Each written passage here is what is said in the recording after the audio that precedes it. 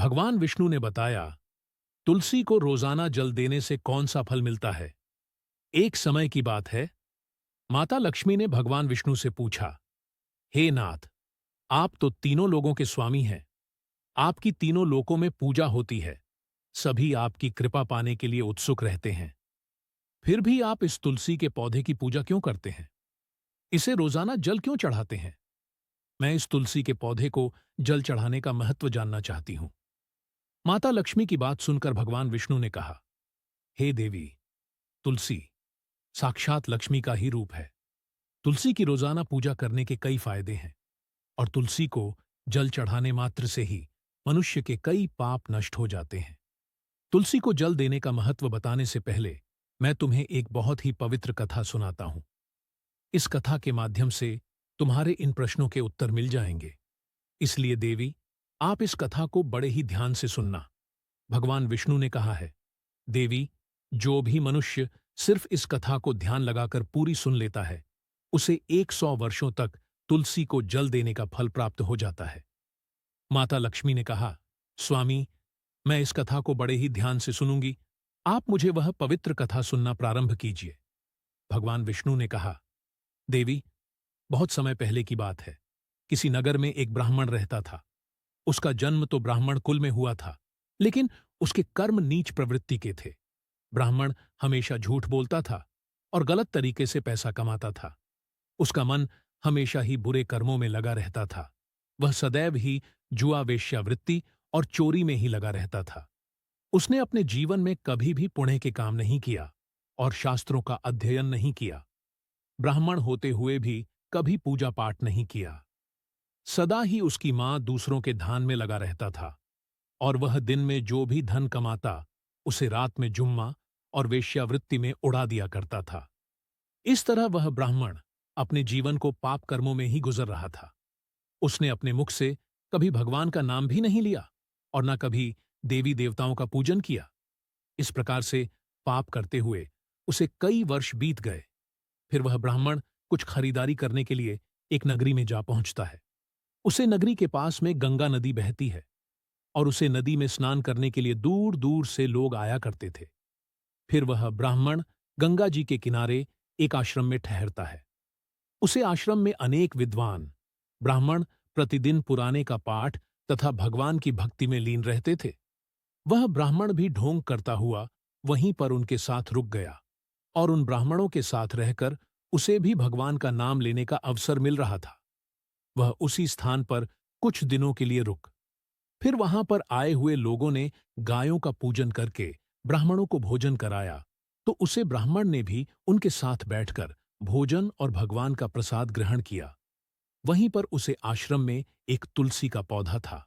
वह ब्राह्मण जाने अनजाने में उसे तुलसी के पौधे में पानी डालता था। उसके मन में कोई विचार नहीं था कि वह क्या कर रहा है। वह प्रतिदिन सुबह उठकर बाल्टी में पानी लेकर तुलसी के पौधे में डालता था, या उसका रोजाना का नियम बन गया। फिर एक दिन की बात है, वह आश्रम में सोया हुआ था। तभी अचानक उसके पास एक कलाकर पाया और उसे काले सर्प ने उसे नींद में ही डस लिया और थोड़ी ही देर में उसे ब्राह्मण की नींद में ही मृत्यु हो गई। और जब सुबह दूसरे ब्राह्मणों ने उसे अवस्था में देखा तो उन्होंने उसके मुख में तुलसी पत्र और तुलसी का जल डाल दिया। फिर उन ब्राह्मणों को पता चला कि उसकी तो मृत्यु हो चुकी है। तब वहां पर यमदूत आते हैं और उसे ब्राह्मण को पढ़कर यमलोक ले जाने लगते हैं। रास्ते में जाते हुए वह ब्राह्मण विलाप करने लगा और यमदूतों से कहाँ लगता है, हम दो तो मुझे क्यों ले जा रहे हो और मेरी मृत्यु किस कारण से हुई है।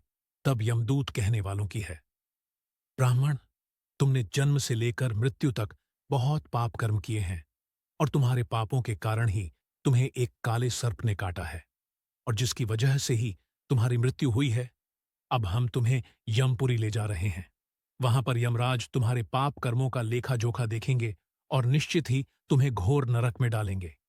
फिर वह ब्राह्मण सपोर्ट कर रोने लगा और उन यमदूतों से माफी मांगने लगा, किंतु यमदूतों को उसे पर जरा सी भी दया नहीं आई।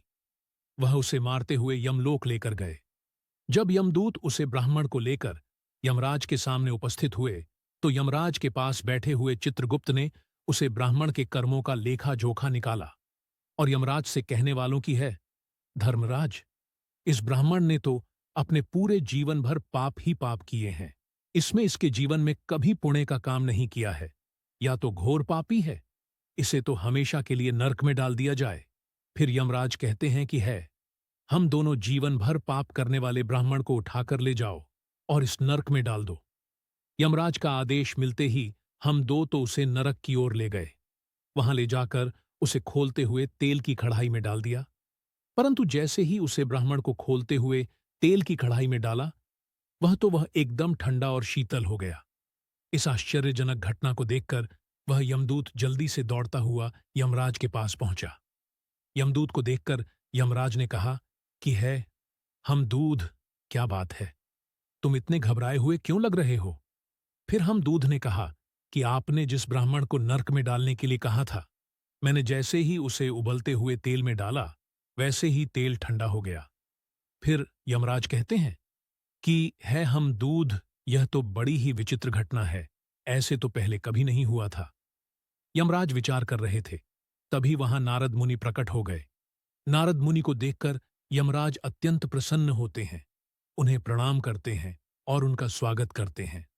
फिर यमराज नारद मुनि से कहते हैं कि हे मुनिवर, आप उचित समय पर आए हैं। हमने आज और अभी एक अत्यंत पापी ब्राह्मण को नरक में गिराया है, किंतु गिरते ही नरक की अग्नि ठंडी पड़ गई और खोलता हुआ तेल भी शीतल हो गया।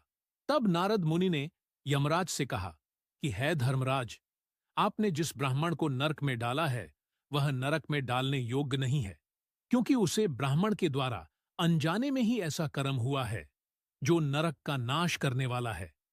जो मनुष्य पुण्य कर्म करने वाले लोगों की संगति करता है, उसे उनके पुण्य या ब्राह्मण तो कई दिनों तक भगवान के भक्तों के साथ रहा है। इस ब्राह्मण ने आश्रम में रहते हुए रोजाना तुलसी में जल डाला है, इसीलिए यह ब्राह्मण पुण्यात्मा बन गया है। इसके सारे पाप नष्ट हो गए हैं। यह ब्राह्मण अब स्वर्ग लोक में जाने का अधिकारी बन गया है।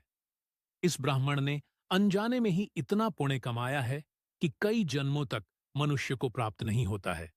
इसलिए है धर्मराज, आप इस ब्राह्मण को नरक में न डालो और इसके पापों के लिए इसे केवल इतना दंड दो, इसे सभी नरकों का दर्शन कराओ। नारद मुनि की बात सुनकर यमराज बहुत खुश होते हैं और उसे ब्राह्मण को नरक से निकाल कर लाते हैं और अपने यमदूतों से कहते हैं, तू तो इस ब्राह्मण को ले जाओ और संपूर्ण नरकों का दर्शन कराओ। फिर यमदूत उसे ब्राह्मण को ले जाते हैं और संपूर्ण नरकों का दर्शन कराते हैं और उसे यक्षलोक ले जाते हैं। वह ब्राह्मण एक यक्ष बन जाता है। भगवान विष्णु कहते हैं कि है देवी वनस्पति नाम तुलसी मास नाम कार्तिक तिथि नाम एकादशी। देवी वनस्पतियों में मुझे तुलसी प्रिय है, मास में कार्तिक मास और तिथि में एकादशी प्रिय है। इसलिए जो मनुष्य रोजाना तुलसी की पूजा पाठ करता है और तुलसी को जल देता है, वह मनुष्य मुझे सबसे अधिक प्रिय है। उसे मनुष्य की कभी भी दुर्गति नहीं होती है और वह मनुष्य कभी नरक में नहीं जाता। जिन घरों में तुलसी का पौधा सदैव ही भरा रहता है, उसे घर में सुख, शांति और समृद्धि बनी रहती है। भगवान विष्णु कहते हैं कि है देवी, मेरी पूजा में और मुझे चढ़ाए जाने वाले भोग में तुलसी पत्र आवश्यक होने चाहिए, क्योंकि तुलसी पत्र के बिना मैं किसी भी प्रकार का भोग स्वीकार नहीं करता हूं। इसीलिए प्रत्येक घर में तुलसी का पौधा अवश्य होना चाहिए।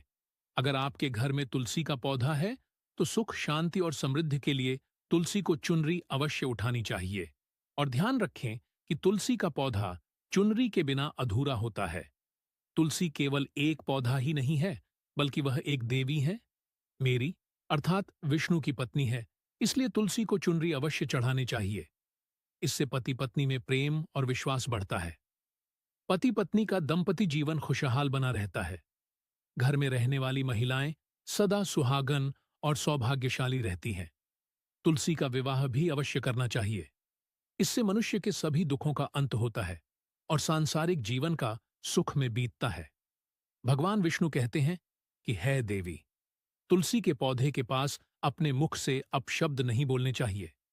तुलसी के नजदीक भूल से भी जूते, चप्पल अथवा झाड़ू, पोछा नहीं रखना चाहिए। इसे पाप माना गया है तुलसी के पौधे के पास जल से भरा हुआ बर्तन भी नहीं रखना चाहिए। तुलसी के पौधे के पास दीपक जलाने के बाद दीपक को वहां से हटा देना चाहिए, क्योंकि तुलसी के नीचे बुझा हुआ दीपक रखना अशुभ माना जाता है। जिस स्थान पर तुलसी का पौधा होता है, उसे स्थान पर हमेशा हिसाब स्वच्छ रखना चाहिए। इसलिए नियमित रूप से तुलसी के पौधे के पास साफ सफाई का ध्यान रखना चाहिए। तुलसी के पौधे में शिवलिंग और गणेश जी की प्रतिमा नहीं रखनी चाहिए। साथ ही तुलसी के गमले में अन्य किसी भी प्रकार का पौधा भी लगाना अशुभ होता है। तुलसी के पौधे के पास कपड़े भी नहीं सूखने चाहिए, अन्यथा कपड़ों का गंदा पानी तुलसी के पौधे पर गिर सकता है। और हमेशा ध्यान रखना चाहिए कि तुलसी के पात्र को नाखून से नहीं तोड़ना चाहिए। इससे तुलसी का अपमान होता है।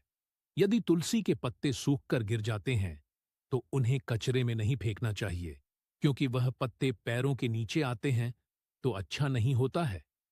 उन पत्तों को आप तुलसी की मिट्टी में ही दबा दें। रविवार के दिन तुलसी के पत्ते नहीं तोड़ने चाहिए। रविवार को तुलसी को जल भी नहीं चढ़ाना चाहिए। सभी दिन तुलसी को सुबह स्नान करके जल देना चाहिए। शाम के समय दीपक जलाना चाहिए। इस तरह भगवान विष्णु ने माता लक्ष्मी को तुलसी जी की महिमा बताई। जय तुलसी माता।